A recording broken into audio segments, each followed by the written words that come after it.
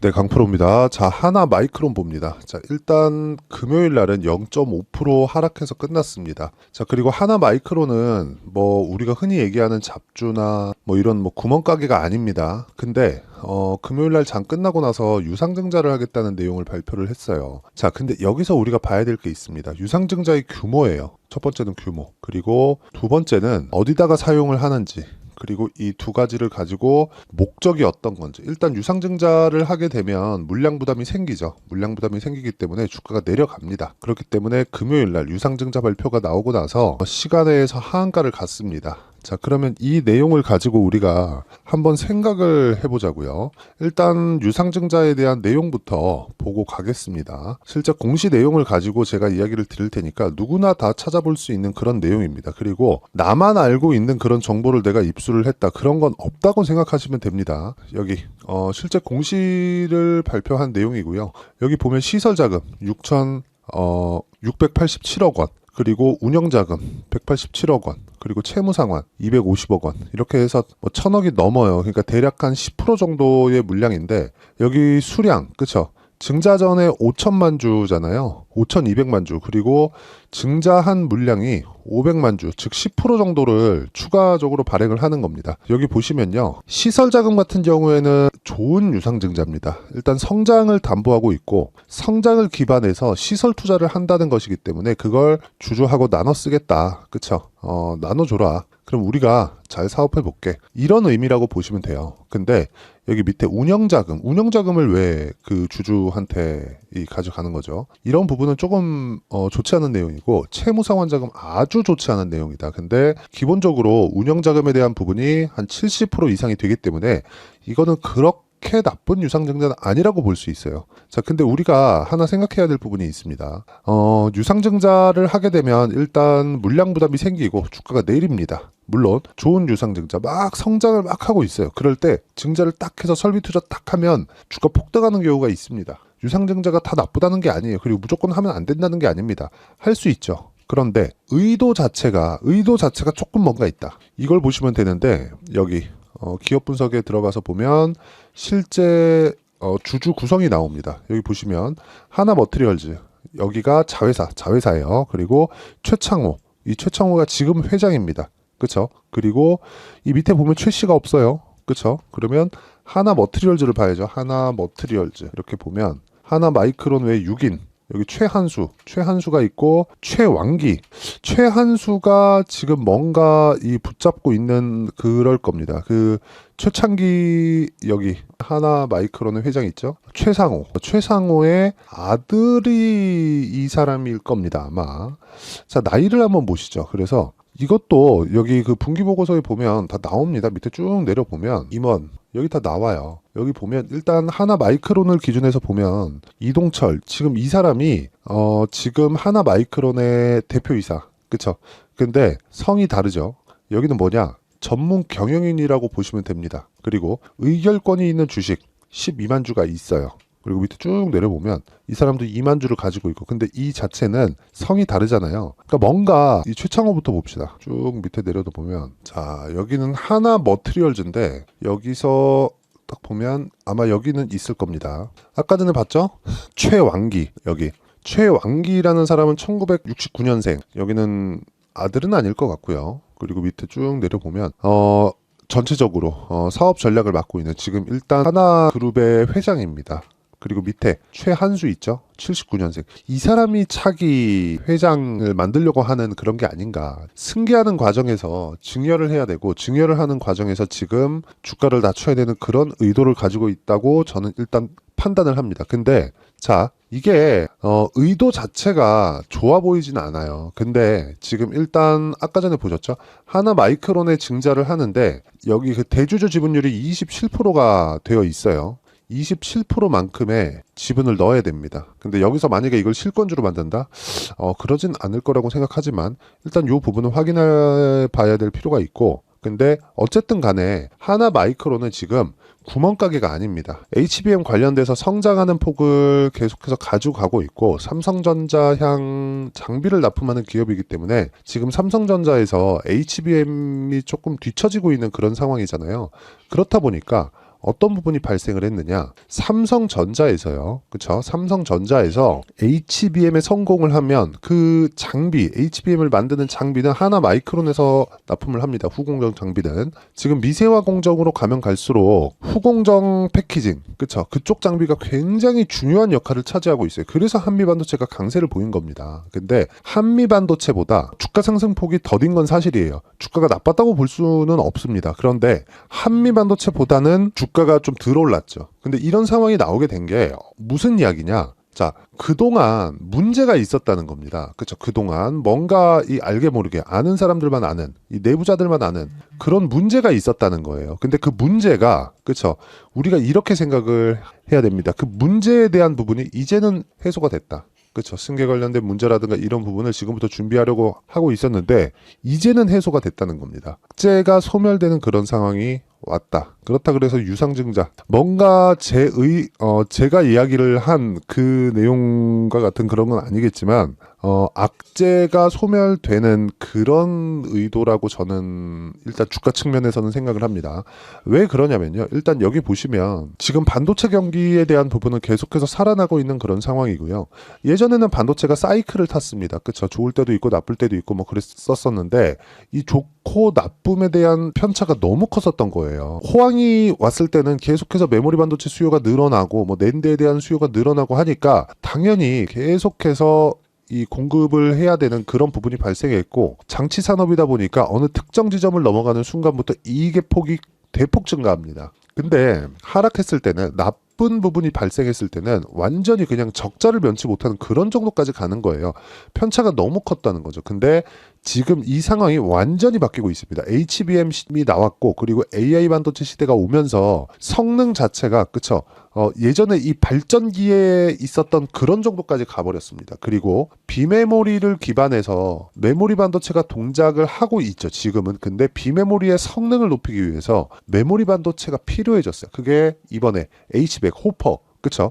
엔비디아에서 만드는 호퍼에서 발생을 한 거죠. 그게 H100입니다. 자, 그러면 이 내용을 가지고 우리가 판단해야 되는 건 뭐냐? 성장은 하고 있다. 근데 증자를 했다. 물량 부담 생기는 거 맞다. 근데 이런 부분을 우리가 적극적으로 활용을 하자. 무엇보다 27%만큼 대주주가 지분을 가지고 있기 때문에 27%만큼의 금액, 대략 한 300억 정도의 금액이 대주주 딴에서 들어옵니다. 그러면 그 내용 기반에서 보면 우리는 마냥 나쁘게 볼 게 아니라 우리가 이 하락하는 이 구간에서 매수할 수 있는 타점을 찾자. 그 이야기가 가장 중요하다고 저는 판단을 하고 있고요. 그리고 이렇게 가격에 대해서 내가 이해를 했을 때 철저하게, 그쵸? 철저하게 매매하는 구조 자체가 바뀌어야 됩니다. 이런 정도의 성과를 낼 수 있어요. 자, 내용 보시면 5월 19일, 그쵸? 오늘 5월 19일입니다. 그때까지 제 계좌 수익률은 540%, 그쵸? 540%를 만들어냈고, 이렇게 매매를 하는 구간에서는 철저하게 신고가 구간에서만 매매를 했다는 점, 그게 중요합니다. 자, 그러면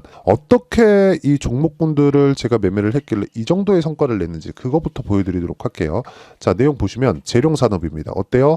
신고가 구간에서만 매매를 했다. 꾸준하게 내가 강세 구간에서만 매매를 해왔다는 점, 이게 정말 중요합니다. 이런 그 고가 돌파하는 종목군들을 내가 잡지 않는 다음에는 그쵸? 매매 자체는 어려워질 수밖에 없다는 점, 그쵸? 이 부분 반드시 기억을 하시고요. 그래서 고가 돌파하는 종목만을 매매를 해야 내가 꾸준하게 수익을 낼 수 있다는 점을 반드시 기억하시길 바랍니다. 그리고 뭐 일진 전기나 그런 종목들을 보더라도 그쵸? 계속해서 수익을 발생시켰는데 올라가는 구간, 그쵸? 상승하는 구간에서 제가 매매를 꾸준하게 이어왔다는 점이 중요합니다. 그리고 이 내용에 대한 부분을 제가 여기 소통방에서 모두가 다 참여할 수 있을 정도로 만들어 놓고 공유를 해드리고 있습니다. 당연히 무료로 진행하고요. 자, 결과 한번 보시죠. 16일날 성호전자, 캠트로닉스, KBI 메탈, 이수페타시스 이렇게 내용이 진행됐고요. 성호전자, 자, 내용 보시면 어때요? 상승하는 구간에 계속해서 매매를 이어오고 있다는 거죠. 그랬을 때 급등하는 상황 나오고요. 물론 매매하는 과정에서 좀 크게 손절하는 경우도 있습니다. 근데 비중을 나누고 내가 어떻게 매매를 해야 되는지 구조적인 내용에 대해서 갖춰놨을 때 이런 정도는 충분히 커버가 되는 그런 구간에 있다. 여기 제가 마지막으로 매수한 목요일날 같은 경우에는 장중에 23%씩 이렇게 급등하는 상황이 나왔고요. 그 밑에 캠트로닉스, 자 캠트로닉스 보더라도 어떻습니까? 신고가 구간에서만 공략을 하고 있죠. 그랬을 때 여기 22%씩 급등하는 상황을 만들어냅니다. 뭐 완료된 매매를 보더라도 그쵸, 매도까지 완료된 매매를 보더라도요, 예를 들어서 그런 거예요. 뭐 DI 뭐 그런 종목인데 어때요? 상승하는 구간에 매매했을 때 뭐 26%, 22%, 18% 이런 식으로 수익을 꾸준하게 발생시킬 수 있다는 겁니다. 자, 매매하는 과정에서 내가 어떻게 가격을 잡아야 될지 모르겠다. 그리고 유상증자 관련해서 어떤 식으로 내가 이해를 해야 될지 모르겠다 하시는 분들은 소통방으로 들어오시면 되고요. 소통방은 무료로 진행을 하고 있습니다. 대신에 구독과 좋아요, 그쵸? 채널 성장을 위해서 하는 거니까 구독과 좋아요 눌러주시고 상단에 있는 전화번호로 구독 또는 10억이라고 문자 보내주시면 제가 소통방 입장 링크를 순차적으로 공유를 해드리도록 하겠습니다. 자, 그러면 어떤 류의 종목군들을 매매하는지 제가 그 내용에 대해서 이야기를 드렸으니까 이 내용을 가지고 어떻게 저렇게 잡는 건지 원리가 있겠죠. 원리는 하나 마이크론의 가격 그리고 단기 보유 전략입니다. 단기는 2주 동안입니다. 2주 동안 수익 전환 시킬 수 있는가, 그 내용에 대한 부분이고, 무엇보다 중요한 내용이 있습니다. 자, 하나 마이크론 지금 유상증자로 인해서 월요일날 변동성이 터질 겁니다. 그 터지는 구간에 어떤 식으로 타점을 다 잡아야 되는지 실시간 타점을 제가 문자로 공유를 해드리도록 할 테니까 상단에 있는 전화번호로 마이크론, 자 마이크론이라고 문자 보내주시는 분들에 한해서만 제가 단기 보유 전략 2주라 그랬죠. 그리고 실시간 타점을 문자로 공유를 해드리도록 하겠습니다.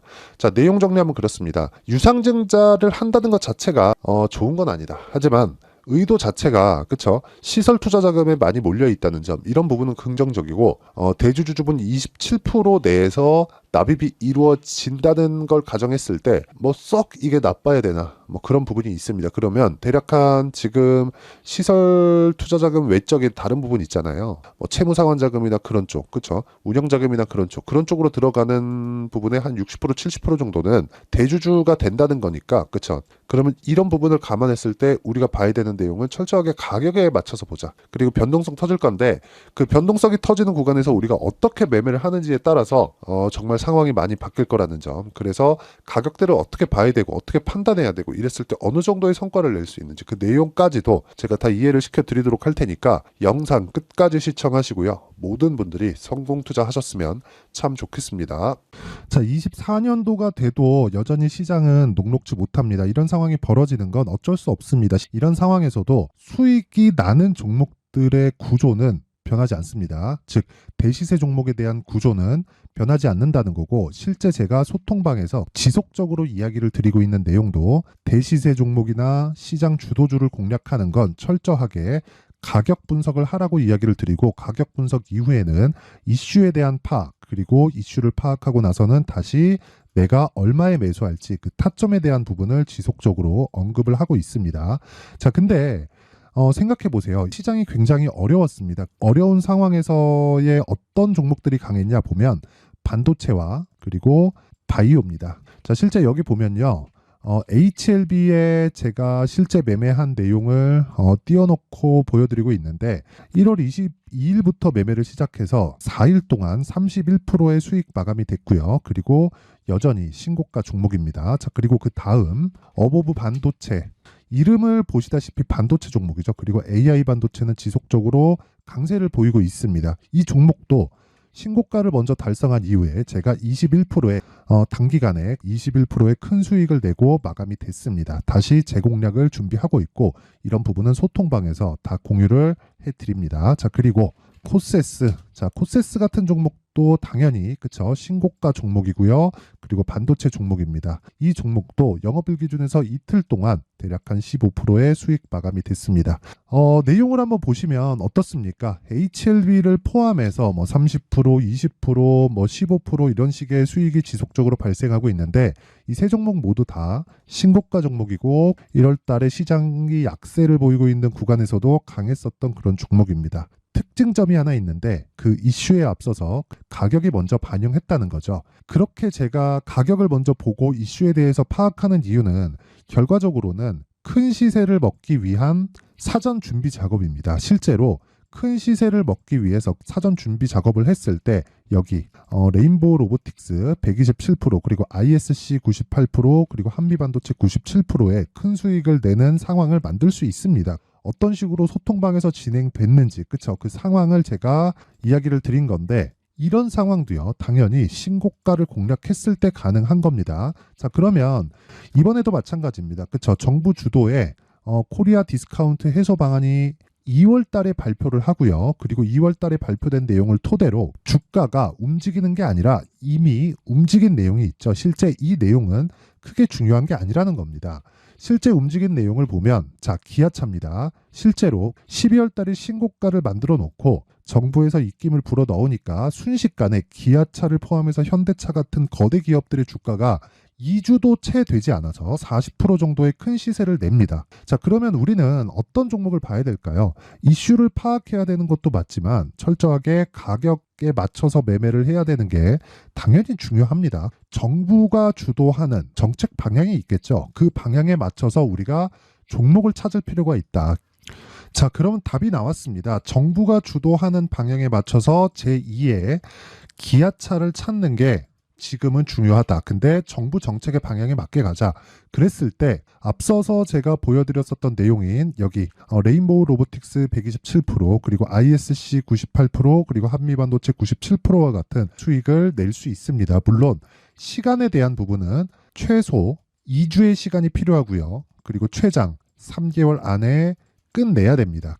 자, 기아차의 시세를 보셨던 것과 같이 2월 달에 정부 정책의 방향이 결정되고요. 바로 3월 달이면 시행입니다. 자, 그러면 우리는 거기에 맞춰서 당연히 종목을 찾아야 되고 제가 제2의 기아차를 찾아놨습니다. 제가 아까 전에 소통방에서 이야기를 드렸었던 내용 다 공개를 해드렸는데 그 내용처럼 종목만 받고 싶다 하시는 분들은요. 상단에 있는 제 전화번호로 대시세, 자, 대시세라고 문자를 보내주시면 정부 정책의 방향에 맞는 종목을 모든 분들에게 무료로 공개를 해드리도록 하겠습니다. 자, 제가 원하는 건 채널 성장이 목적입니다. 자, 그래서 구독과 좋아요 꼭 좀 부탁드리고요. 모든 분들이 정부 정책에 맞는 방향으로 매매를 이어가서 큰 수익 보셨으면 좋겠습니다.